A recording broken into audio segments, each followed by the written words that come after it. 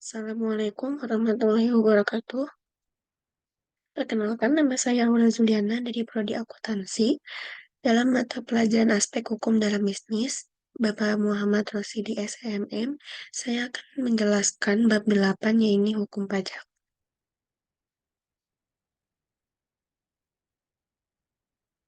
A. Pengertian hukum pajak. Hukum pajak dikenal dengan istilah hukum fisikal, adalah keseluruhan dari peraturan-peraturan yang meliputi wewenang pemerintah untuk mengambil kekayaan seseorang dan menyerahkannya kembali kepada masyarakat dengan melalui kas negara, sehingga ia merupakan bagian dari hukum publik yang mengatur hubungan-hubungan hukum antar negara dan orang-orang atau badan hukum yang berkewajiban membayar pajak atau wajib pajak. Pengertian pajak menurut beberapa ahli. Yang pertama dari Dr. Suparman Suhamijaja. Dalam disertasinya yang berjudul Pajak Berdasarkan Asas Gotong Royong, Universitas Pajajaran Bandung tahun 1964 memberikan definisi pajak adalah iuran wajib berupa uang atau barang yang dipungut oleh penguasa berdasarkan norma-norma hukum guna menutup biaya produksi barang dan jasa kolektif dalam mencapai kesejahteraan umum. Dan yang ini, yang satu lagi ini merupakan pendapat dari Profesor Dr. Rahmat Sumitro Esa dan yang ketiga Profesor Dr. PJ.A. Andriani. B. Asas hukum pajak. Self-assessment memberikan petunjuk bahwa Undang-Undang Republik Indonesia Pajak memberikan kepercayaan kepada wajib pajak dalam kurung WP untuk menghitung sendiri kewajiban pajaknya dan membayarkannya kepada negara sesuai Undang-Undang Republik Indonesia Pajak. D. Fungsi pajak. Menurut Mary Muhammad, fungsi pajak di negara berkembang adalah satu, sebagai alat instrumen penerimaan negara, yang kedua mendorong investasi, dan ketiga redistribusi. Unsur pajak menurut Rahmat Sumitro adalah satu, adanya masyarakat, yang kedua adanya Undang-Undang Republik Indonesia, yang ketiga adanya pemungutan pajak, penguasa masyarakat, dan yang keempat adanya subjek wajib pajak. Pajak berfungsi mengatur yang dalam tataran praktisnya dapat dibedakan sebagai berikut. A. Positif yaitu tax incentive, yaitu melalui pemberian kelonggaran-kelonggaran, penghapusan, pengecualian, pengurangan, dan kompensasi. B. Negatif yaitu disincentive tax, yaitu melalui pemberian hambatan-hambatan, pencegahan atas pemakaian atau pemasukan dan pemberatan-pemberatan khusus. Jenis dan ciri-ciri pajak. Pajak berdasarkan sifat dan pendapat tertentu dapat dibedakan sebagai berikut. A. Pajak adalah kekayaan atau pendapatan. B. Pajak atas lalu lintas, yaitu lalu lintas hukum, kekayaan dan barang. C. Pajak yang bersifat kebendaan.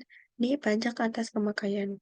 Berdasarkan titik tolak pungutannya, Sri Pudiatmoko SHMU dalam buku pengantar hukum pajak menyampaikan perbedaan pajak dengan menggunakan dasar titik tolak pungutannya ini akan menghasilkan dua jenis pajak. Yang pertama pajak subjektif, yang kedua pajak objektif. Jenis dan ciri-ciri pajak. Yang menjadi subjek adalah orang pribadi, warisan yang belum terbagi sebagai satu kesatuan, menggantikan yang berhak, badan dan bentuk usaha tetap. Kewajiban pajak subjektif adalah kewajiban yang melekat pada subjeknya. Pada umumnya, orang yang bertempat tinggal di Indonesia memiliki kewajiban pajak subjektif, anak dewasa, anak orang dewasa, wanita yang sudah kawin. Sedangkan orang yang di luar Indonesia kewajiban subjektif ada kalau mempunyai hubungan ekonomis dengan Indonesia itu tersendiri. Pajak subjektif yaitu pajak yang pertama-tama memperhatikan objeknya, baik itu berupa benda, dapat pula berupa keadaan, perbuatan, atau peristiwa yang mengakibatkan timbulnya kewajiban membayar. Kemudian barulah dicari subjeknya atau orang atau badan hukum yang bersangkutan langsung dengan tidak mempersoalkan apakah subjek pajak ini berkediaman di Indonesia ataupun tidak. Kewajiban pajak objektif adalah kewajiban yang melekat pada objeknya. Seseorang dapat dikenakan kewajiban pajak objektif jika ia mendapatkan penghasilan atau mempunyai kekayaan yang memenuhi syarat menurut Undang-Undang Republik Indonesia. Pajak langsung dan pajak tidak langsung. Pajak langsung yaitu pajak yang bebannya harus dipikul sendiri oleh wajib pajak yang bersangkutan, tidak boleh dilimpahkan kepada orang lain, atau pajak yang dipungut secara berkala, contohnya pajak penghasilan (PPh). Yang kedua, pajak tidak langsung yaitu pajak yang bebannya dapat dilimpahkan kepada pihak ketiga atau konsumen, atau pajak yang dipungut setiap terjadi peristiwa atau perbuatan yang menyebabkan terutangnya pajak, misalnya terjadi penyerahan barang, pembuatan akta. Contoh, pajak pertambahan nilai, PPN, bea pos dan materai, bea balik nama dalam kurung BBN. G. Pajak pusat dan pajak daerah. Pajak pusat adalah pajak yang dipungut oleh pemerintah pusat dan dikelola oleh Departemen Keuangan Direktorat Jenderal Pajak. Penerimaannya masuk ke anggaran pendapatan dan belanja negara APBN. Contohnya PPh, PPN, pajak penjualan atas barang mewah, pajak bumi dan bangunan (PBB). Yang kedua, ada pajak daerah adalah pajak yang dipungut oleh pemerintah daerah dan dikelola oleh Dinas Pendapatan Daerah (Dipenda). Hasil penerimaannya masuk ke anggaran pendapatan dan belanja daerah (APBD).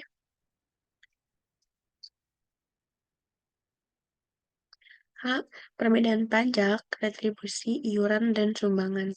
Pajak memiliki karakteristik sebagai berikut. Yang pertama, pajak dipungut berdasarkan Undang-Undang Republik Indonesia, peraturannya, pelaksanaannya. B. Terhadap pembayaran pajak tidak ada prestasi yang dapat ditunjukkan secara langsung.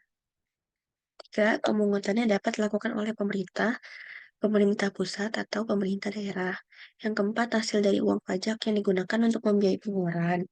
Yang B. Retribusi adalah pungutan daerah sebagai pembayaran atas jasa atau pemberian izin tertentu yang khusus disediakan dan atau diberikan oleh pemerintah daerah untuk kepentingan orang pribadi atau badan.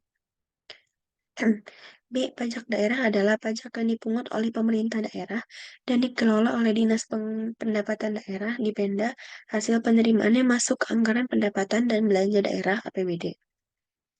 Iuran adalah jumlah yang dibayarkan anggota perkumpulan atau komunitas atau asosiasi kepada bendahara setiap bulannya. D. Sumbangan adalah iuran yang diberikan oleh rakyat secara sukarela digunakan untuk membantu kelompok masyarakat tertentu. Di sini terdapat teknis dan tarif pajak.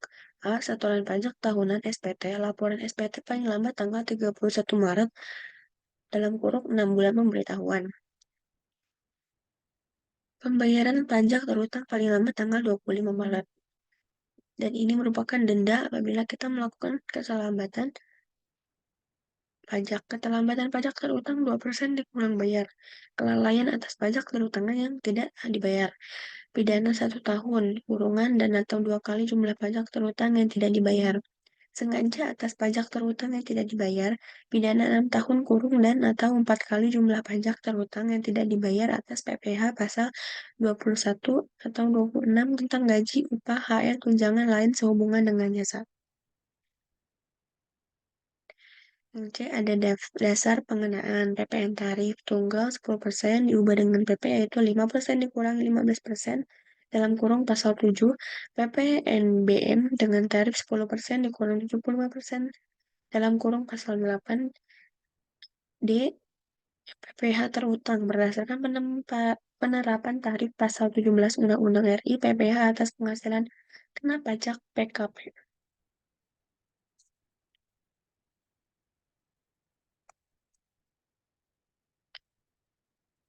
Sekian penjelasan dari saya. Mohon maaf apabila ada kekurangan. Saya Aura Zuliana dari Fakultas Ekonomi dan Bisnis Universitas Pancasakti Bekasi, Prodi Akuntansi dengan NIM 290235512 dalam mata pelajaran Aspek Hukum dalam Bisnis Bapak Muhammad Rosidi SEMM. Wassalamualaikum warahmatullahi wabarakatuh.